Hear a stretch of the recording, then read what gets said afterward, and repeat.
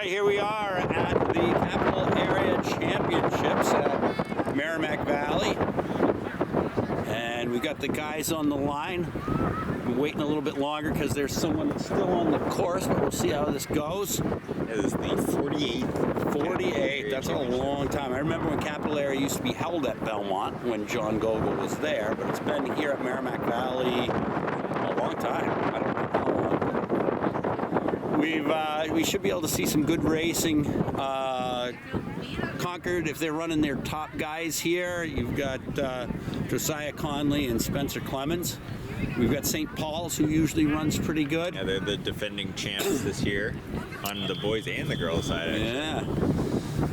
Here we go. Coming at you.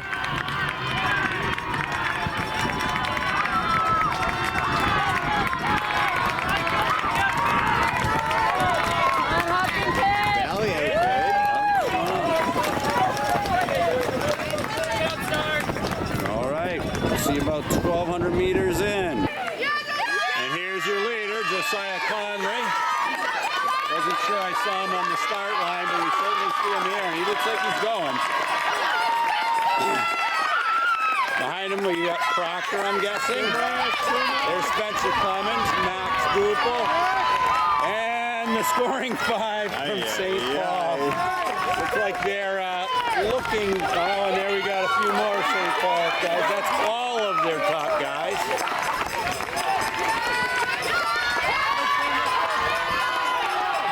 Big crew coming through there.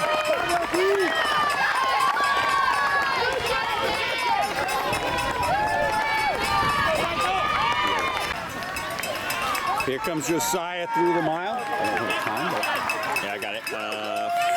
4:53 at the mile. 4:53 at the mile. Nice, nice. Again, I'm guessing this is Proctor. Max Goupel with a nice move up. Spencer Clemens. 1, 2, 3, 4. I think you guys can count, but that's St. Paul on the way through. Actually, they're going to have their top 7 right here. Yeah, they got 7 in a row. Wow. That's what they call pack running. Nice work, Ben! About a 10-second pack time right Yeah. That will probably change, but that's still pretty solid. Yeah, I don't know if their score will change too much. No. Here we go, Ian! Yeah, they look pretty dominant right now. I think that's Concord 7, so they're running pretty well as well. Bo up there. Yep. Hopkinton, which is probably the team to beat in Division 3 next week. Laconia as well. Laconia having a great year, yeah. Yeah, they have a good pack up towards the front, so they should be looking good on the team scores.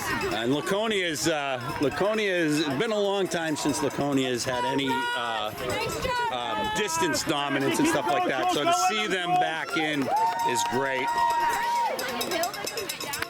Good job, guys. Yeah, it's interesting. At the start line, we had huge wind. And 618, good just over here, which is, what, 200-300 feet away. Yeah, 100 yards. It's completely quieted down. As Jimmy Mack would say, 100 yards. He loves yards. He's a yards guy, not a meters guy. So, but you know, a lot of this course also is in the woods, so that should help with the wind. Well, and I think the wind's having the biggest effect, not on the runners, but on the spectators standing around. And there we got Josiah Conley at the lead. Kind of what we would have been expecting. He didn't have a great Division 1 last year, but came back and ran great at Meet of Champions. So, no surprise he's out front. Good now. We're just after the 2 mile right now. Yep. Behind him, we've got the first of St. Paul's. They've moved up.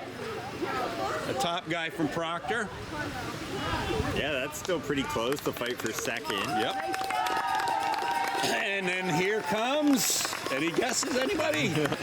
St. Paul number 2. A train of St. Paul's we're going to have here in a second. Max Goupel from Hopkinton, Spencer Clemens from Concord, and then there's the train of St. 3, 4, 5. So it's that 5 in the top 9? 9. 9, and then their 6 and 7 are coming, so they'll have 7 in the top 12. Yeah, John Stark. That'll just increase the gap between them and the next team even more. Yep. Which is crazy. James Laver of Hopkinton. Laconia's number 1. Bo's number 1.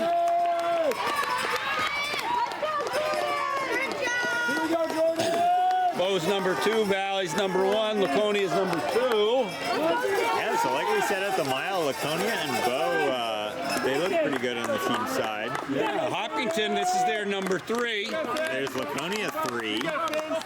Concord 4 or 5. Bo's 3. And I think we got to get ourselves to the finish.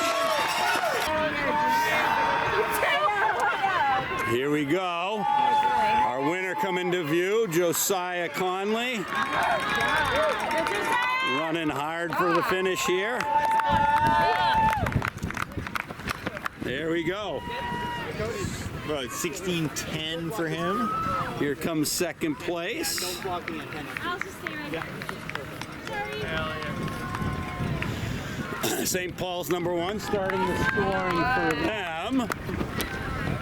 Proctor Academy, I think this might be the only runner that they have. I didn't see any others. I saw another warming up. Oh, okay. Good job. And They have at least 2. here we go, St. Paul's number 2.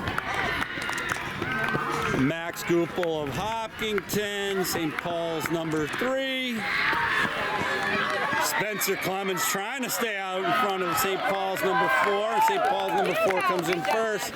And then to finalize the scoring in the frame right now, we have St. Paul's number 5. Yeah, that is a dominant performance from them. Here we've got the top runner from John Stark coming in.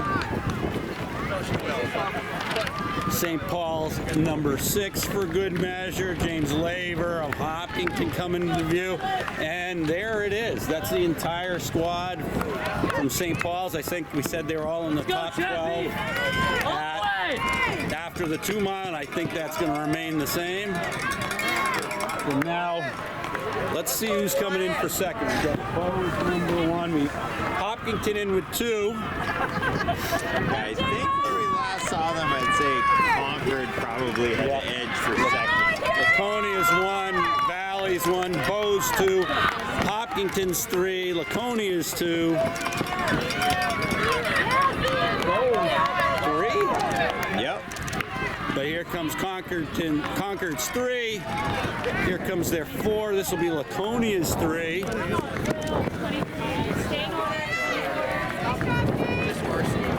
Belmont's number 1. He's come on really good. Wyatt Divers. Having a great season. I think this is Valley's 2. I think this is Bo's 3. I think it's 4 for 4. Maybe. But here comes Concord's 5. Oh!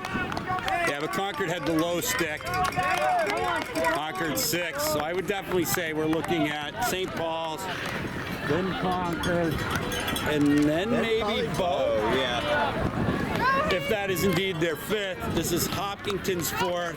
That's Hopkinton's 5th, so they'll be next. Go, Jenny! Go, Weston! Couple of Valleys coming in, so they are near the scoring.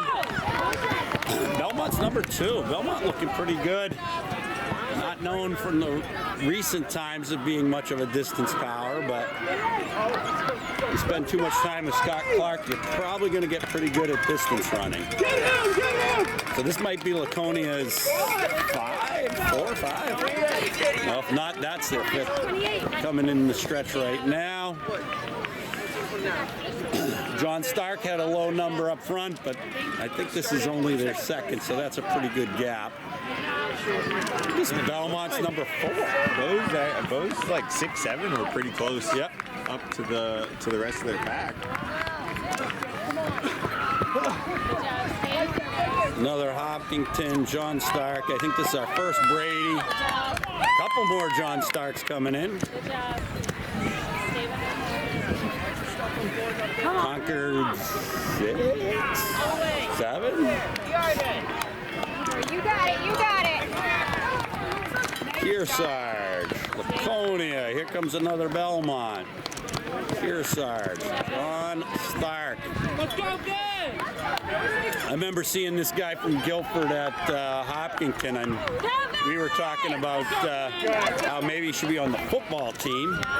Good job, Ben. Lars thought maybe him and there was another kid from, I think, Belmont we thought should wrestle each other. A little bit stronger than your typical Your cross typical country distance runner. Yeah. Speaking as your typical distance runner with Yes. no muscle whatsoever. It's funny because Lars and I were talking. He was talking about what does he call them? I don't know, multi-athletes or something like that. And he's recognizing that you're seeing athletes both bulking and running and stuff like that. And I said they must be prioritizing lifting over running, because if you prioritize running over lifting, guess what?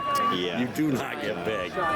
The lifting part doesn't really work. No. Nice job. I suppose when I was lifting a little bit, I wasn't doing creatine or anything like that. Maybe if you did those things, you'd have a chance at gaining some muscle. But What the kids are doing these days? I had no idea what the kids are doing these days. That's for sure. Oh, there's another Proctor.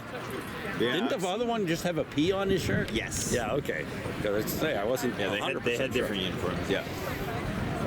The beauty of Yeah, I've seen some pretty like big, strong guys that are running fast marathons and like doing triathlons. I was running a trail race a couple of years back, and I happened to be.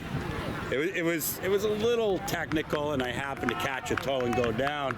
And this big guy comes up behind me, and he's like, "Here, let me give you a hand and help you up." So I give him my hand. I really wasn't. I was okay laying on the ground actually, and he's practically yanked my arm out of its socket, and then he just went trundling off, but I couldn't catch him, and he was a pretty big dude. Wow.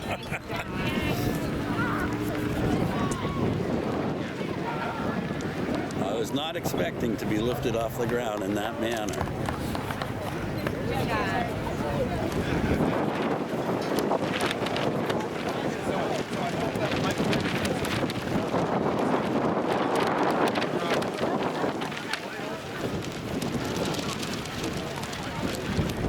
Starting to thin out here, and that's what happens when you have a JV race and a varsity race.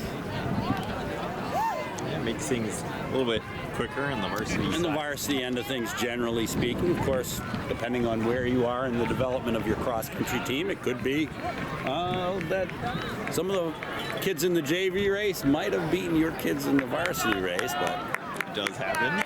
does happen. Nice one.